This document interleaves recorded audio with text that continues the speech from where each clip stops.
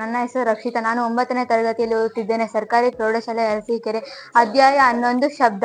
ನಾವು ಈ ಅವಧಿಯಲ್ಲಿ ಕಲಿಯುವ ಕನಿಕಾಂಶಗಳೇನೆಂದರೆ ಅವಧ್ವನಿ ಶಬ್ದ ಎಂದರೇನು, ಶ್ರವಣತೀರ ಶಬ್ದ ಎಂದರೇನು, ಶ್ರವಣ ಯಂತ್ರದ ವಿವರಣೆ, ಮಾನವನಲ್ಲಿ ಕೇಳುವ ಶಬ್ದದ ವ್ಯಾಪ್ತಿ ಎಷ್ಟು, ಶ್ರವಣಾತೀತದ ಗುಣಲಕ್ಷಣಗಳೇನು, ಶ್ರವಣ ಶಬ್ದ ಎಂದರೇನು ಎಂದು ತಿಳಿದುಕೊಳ್ಳೋಣ.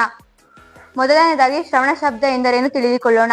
ಮಾನವನಲ್ಲಿ ಕೇಳಲ್ಪಡುವ ಅಥವಾ ಗ್ರಹಿಸಲ್ಪಡುವ ಶಬ್ದವನ್ನು ಶ್ರವಣ ಶಬ್ದ ಎನ್ನುವರು. ಅಂದ್ರೆ 20 ಹರ್ಟ್ಸ್ ಇಂದ 2000 ಹರ್ಟ್ಸ್ ವರೆಗೆ ನಾವು ಶಬ್ದವನ್ನು ಗ್ರಹಿಸಬಹುದಾಗಿದೆ. 20 ಹರ್ಟ್ಸ್ಗಿಂತ ಆ ಶಬ್ದ ಕಡಿಮೆ ಇದ್ರೆ ನಾವು ಅದನ್ನ ಗ್ರಹಿಸಕ್ಕಾಗೋದಿಲ್ಲ. ಅದೇನ 2000 ಹರ್ಟ್ಸ್ಗಿನ್ನ ಜಾಸ್ತಿ ಇದ್ರೆ ನಾವು ಅದನ್ನ ಕೇಳಿಸ್ಕೊಳ್ಳಕ್ಕೆ ನಮ್ಗೆ ಆಗೋದಿಲ್ಲ. ಅವಧ್ವನಿಗಳೆಂದರೇನು ತಿಳಿದುಕೊಳ್ಳೋಣ. ಅವಧ್ವನಿಗಳು ಎಂದರೆ 20 ಹರ್ಟ್ಸ್ಗಿಂತ ಕಡಿಮೆ ಇರೋ ಶಬ್ದವನ್ನು ಅವಧ್ವನಿಗಳು ಎನ್ನುವರು. ಅವಧ್ವನಿ ಶಬ್ದವನ್ನು ಯಾವ್ಯಾವ ಉತ್ಪತ್ತಿ ಮಾಡ್ತವೆ ಅಂದ್ರೆ ಆನೆಗಳು, ಗೆಂಡಾಮೃಗ ಮತ್ತೆ ಭೂಮಿಗೆ ಉಲ್ಕೆಗಳ ಅಪ್ಪಳಿಸುವಿಕೆ. ಇವು ಈ 20 ಹರ್ಟ್ಸ್ಗಿಂತ ಕಡಿಮೆ ಇರ್ತದೆ. ಅಂದ್ರೆ ಇವಾಗ ಭೂಮಿಗೆ ಉಲ್ಕೆಗಳು ಅಪ್ಪಳಿಸ್ತಿರುವಾಗ 20 ಹರ್ಟ್ಸ್ಗಿಂತ ಕಡಿಮೆ ಇರ್ತದೆ. ಆ ಶಬ್ದ ನಮಗೆ ಕೇಳಿಸೋದಿಲ್ಲ. ಅದು ಅವಧ್ವನಿಗೆ ಉದಾಹರಣೆಯಾಗಿದೆ. ಶ್ರವಣಾತೀತ ಶಬ್ದ ಎಂದರೇನು ತಿಳಿದುಕೊಳ್ಳೋಣ. 2000 ಹರ್ಟ್ಸ್ಗಳಿಗಿಂತ ಹೆಚ್ಚಿನ ಶಬ್ದ ಹೊಂದಿರುವುದಕ್ಕೆ ಶ್ರವಣಾತೀತ ಶಬ್ದ ಎನ್ನುವರು. ಅಂದ್ರೆ 20 ಹರ್ಟ್ಸ್ಗಿಂತ ಜಾಸ್ತಿ ಇರ್ತದಲ್ಲ, ಆ ಶಬ್ದವನ್ನ ನಾವು ಶ್ರವಣಾತೀತ ಶಬ್ದ ಎನ್ನುವರು. ಶ್ರವಣಾತೀತ ಶಬ್ದಗಳಿಗೆ ಉದಾಹರಣೆ ಎಂದರೆ ತಿಮಿಂಗಿಳ ಅಥವಾ ಡಾಲ್ಫಿನ್, ಬಾವಲಿಗಳು. ಇವು ಶ್ರವಣಾತೀತ ಶಬ್ದಗಳಿಗೆ ಉದಾಹರಣೆಯಾಗಿವೆ. ಇವು ಯಾವಾಗ ಶ್ರವಣಾತೀತ ಶಬ್ದವನ್ನು ಉಂಟು ಮಾಡ್ತವೆ ಅಂದ್ರೆ ಈ ಡಾಲ್ಫಿನ್ಗಳು ಅವುಗಳಿಂದ ಮುಂದಿರ್ತಾವಲ್ಲ ವಸ್ತುಗಳು ಯಾವ್ಯಾವ ಪ್ರಾಣಿ ಉಂಟು ಮಾಡ್ತವೆ ಅಂದ್ರೆ ತಿಮಿಂಗಿಳ ಅಥವಾ ಡಾಲ್ಫಿನ್, ಬಾವಲಿಗಳು. ಇವು ಆ ಶಬ್ದವನ್ನ ಯಾವಾಗ ಉಂಟು ಮಾಡ್ತವೆ ಅಂದ್ರೆ ಇವು ತಿಮಿಂಗಳ ಅಂದ್ರೆ ಅವು ಅದ್ರ ಮುಂದಿರ್ತಾವಲ್ಲ ವಸ್ತುಗಳು ಅವು ಏನೆಂದು ಅಂದ್ರೆ ಅವನ್ನ ನೋಡ್ಬೇಕಾದ್ರೆ ಆ ಶ್ರವಣಾತೀತ ಶಬ್ದವನ್ನು ಉತ್ಪತ್ತಿ ಮಾಡುತ್ತವೆ. ಈ ಬಾವಲಿಗಳು ಈ ಶಬ್ದವನ್ನು ಯಾವಾಗ ಉತ್ಪತ್ತಿ ಮಾಡ್ತವೆ ಅಂದ್ರೆ ಅವು ಆಹಾರವಾಗಿ ಚಿಟ್ಟೆ ಅಥವಾ ಪತಂಗಗಳನ್ನ ತಿನ್ನುತ್ತವೆ. ಅವು ತಿನ್ನಬೇಕಾದ್ರೆ ಅಂದ್ರೆ ಅವಕ್ಕೆ ಹೊಟ್ಟೆ ಹಸುವಾದಾಗ ಆ ಶ್ರವಣಾತೀತ ಶಬ್ದವನ್ನ ಉಂಟು ಮಾಡ್ತವೆ.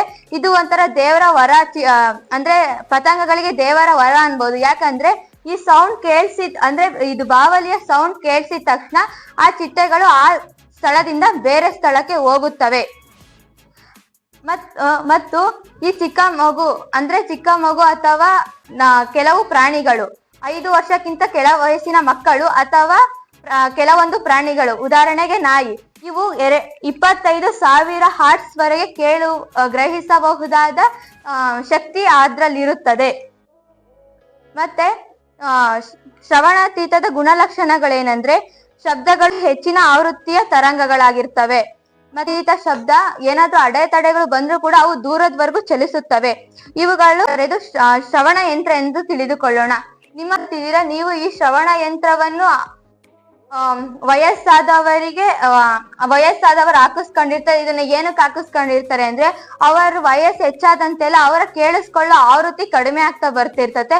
ಅದಕ್ಕೆ ಈ ಶಬ್ದವನ್ನ ಹಾಕಿಸ್ಕೊಳ್ತಾರೆ. ಇದರಿಂದ ಅವರಿಗೆ ಒಂದ್ ಸ್ವಲ್ಪ ಕೇಳಿಸ್ಕೊಳಕ್ಕೆ ಶಕ್ತಿ ಅಂತ ಹೇಳ್ಬೋದು. ಇದು ಏನ್ ಕೆಲಸ ಮಾಡ್ತತೆ, ಇದ್ರೊಳಗೆ ಏನೈತೆ ಎಂದು ತಿಳಿದುಕೊಳ್ಳೋಣ. ಇರುವ ಜನರಿಗೆ ಶ್ರವಣ ಯಂತ್ರದ ಅವಶ್ಯಕತೆ ಇರುತ್ತೆ. ಅಂದ್ರೆ ಇವಾಗ ಕಿವುಡ್ರು ಅಂತೀವಿ, ಅವ್ರಿಗೆ ಕಿವುಡ್ರುಗಳಿಗೆ ಈ ಶ್ರವಣ ಯಂತ್ರದ ಬಗ್ಗೆ ಶ್ರವಣ ಯಂತ್ರಕ್ಕೆ ಅವಶ್ಯಕತೆ ಇದೆ ಅವರಿಗೆ. ಶ್ರವಣ ಯಂತ್ರದಲ್ಲಿ ಶ್ರುಶ್ಲಕೋಶ ಕಾರ್ಯನಿರ್ವಹಿಸುವ ಒಂದು ಎಲೆಕ್ಟ್ರಾನಿಕ್ ಸಾಧನ.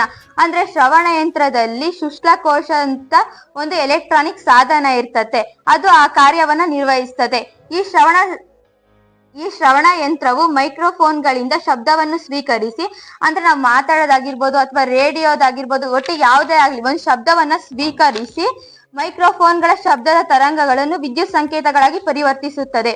ಅಂದ್ರೆ ಇವಾಗ ಅದು ಕಿವಿಗೆ ಹೋಗ್ಬೇಕಾದ್ರೆ ಹೆಚ್ಚಿನ ಶಬ್ದವನ್ನಾಗಿ ಉಂಟು ಮಾಡ್ಕೊಂಡು ಕಿವಿ ಒಳಗಡೆ ವಿದ್ಯುತ್ ಸಂಕೇತಗಳಾಗಿ ಪರಿವರ್ತಿಸಿ ಆ ಸಂಕೇತಗಳು ವರ್ಧಕದಲ್ಲಿ ಸ್ಪಷ್ಟವಾಗಿ ಅಂದ್ರೆ ಜೋರಾಗಿ ಅಥವಾ ಸ್ಪಷ್ಟವಾಗಿ ವರ್ಧಕದಲ್ಲಿ ವರ್ಧನೆಗೊಳ್ಳುತ್ತವೆ.